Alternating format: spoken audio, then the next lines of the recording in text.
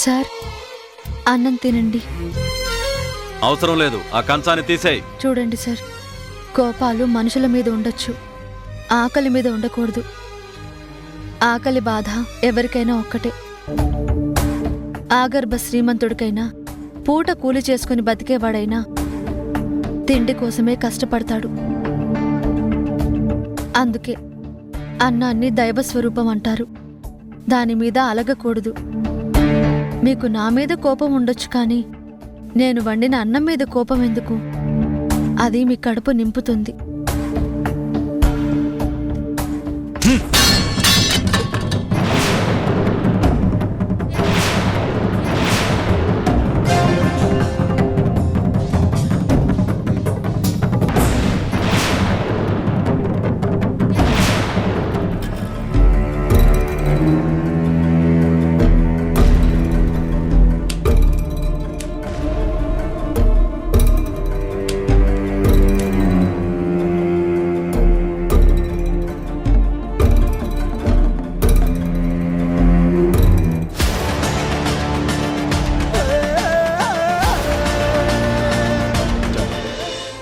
ఇప్పటికైనా నా ప్రేమను అర్థం చేసుకో వర్ష. ఏంటి వంశీ, దీనిని ప్రేమ అనరు. నువ్వు తాగి తోలుతూ ఉంటే అది ప్రేమ అనిపించుకోదు. నీ జీవితం నాశనం అవుతుంది. అది నువ్వెందుకు తెలుసుకోలేకపోతున్నావు? ప్రేమించుకున్న అందరూ ఒక్కటవ్వాలని లేదు. చాలా మంది ప్రేమించుకుంటారు, అది ప్రేమ దశలోనే ఆగిపోతుంది. తర్వాత పెళ్లిళ్ళు జరుగుతాయి, ఎవరి జీవితం వాళ్ళు చూసుకుంటారు. అలాగే నీకు పెళ్ళయ్యింది.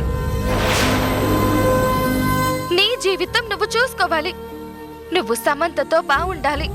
మీరిద్దరూ హ్యాపీగా ఉంటేనే నేను ఆనందంగా ఉంటాను.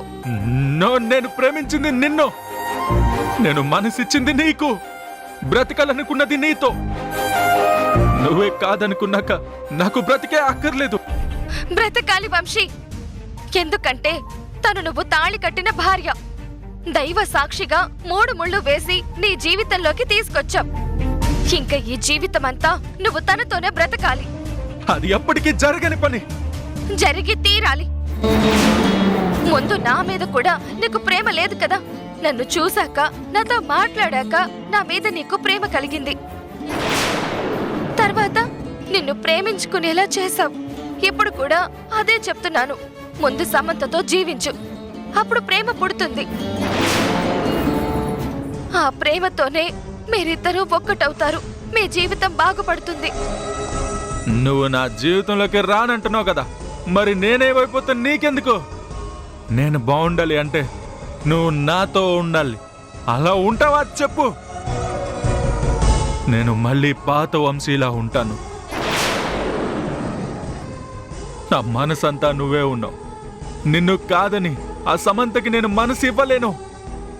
ఆ ఒక్క విషయం కాకుండా నువ్వు ఏదైనా అడుగు, నీకోసం ఏదైనా చేస్తాను. నా ప్రేమ గొప్పతనాన్ని నిరూపించుకుంటాను. చెప్పు వర్ష, ఏం కావాలో కోరుకో. నువ్వు నా కోసం ఏమీ చెయ్యక్కర్లేదు. ఒక్క మాట ఇస్తావా? చెప్పాను కదా, ప్రాణమైనా ఇస్తానని. ఏం కావాలి? నిన్ను ప్రేమించిన మనిషిగా, నీ ప్రేమను పొందిన మనిషిగా, నీ మనసులో ఇంత గొప్ప స్థానాన్ని పొందిన మనిషిగా ఒక్క మాట అడుగుతున్నాను. నువ్వు నన్ను మర్చిపో. నువ్వు తాళి కట్టిన సమంతకి న్యాయం చేయి. ఈ జీవితాన్ని తనతోనే పంచుకో, తనతోనే ఆనందంగా ఉండు. ఇదే నా నిర్ణయం.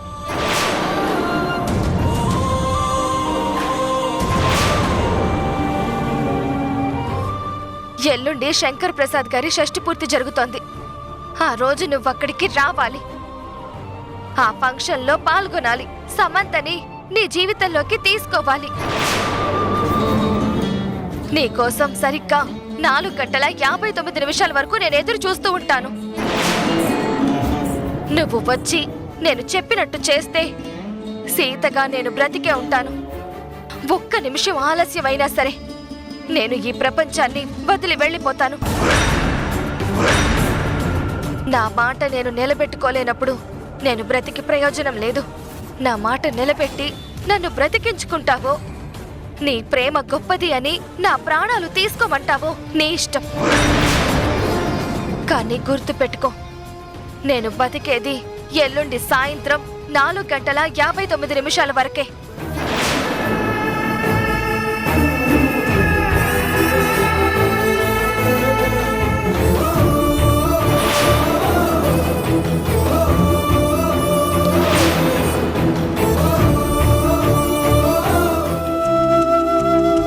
పదండి తాతి. పద. ఆగు. అదేంటి పూర్ణ, నెక్లెస్ పెట్టుకుని రమ్మన్నాను కదా.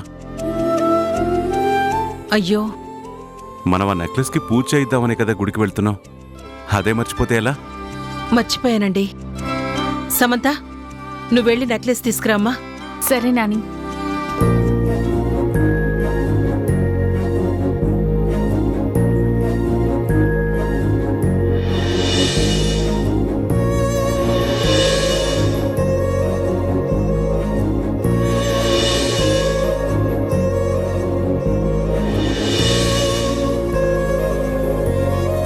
ఎంతసేపు సమంత? తొందరగా రామ్మా.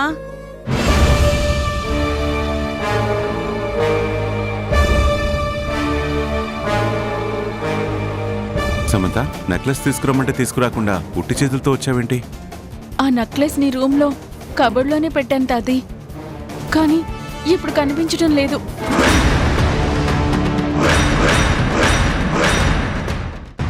ఏం మాట్లాడుతున్నావే? ఇంట్లో ఉన్న నెక్లెస్ ఏమైపోతుంది? ఇంట్లో పరాయి వాళ్ళు ఎవరున్నారు? ఇంట్లో పరాయి వాళ్ళు ఉన్నారు కదా వదినా. లేరు అనుకో, మనతో పాటు పనివాళ్ళు కూడా ఉన్నారు. వాళ్ళు పరాయి వాళ్లే అవుతారు కదా.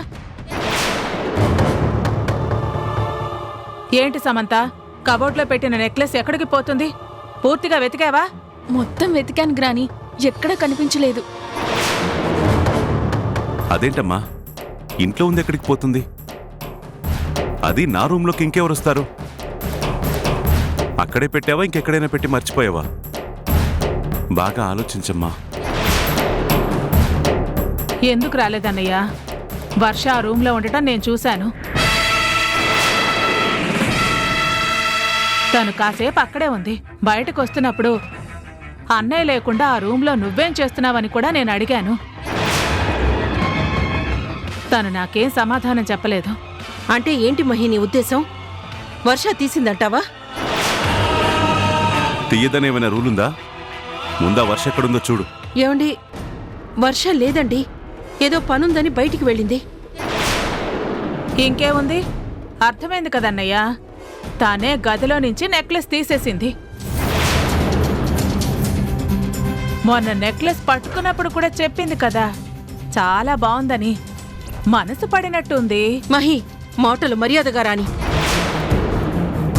నువ్వెవరి గురించి మాట్లాడుతున్నావో కాస్త ముందు వెనక ఆలోచించి మాట్లాడు.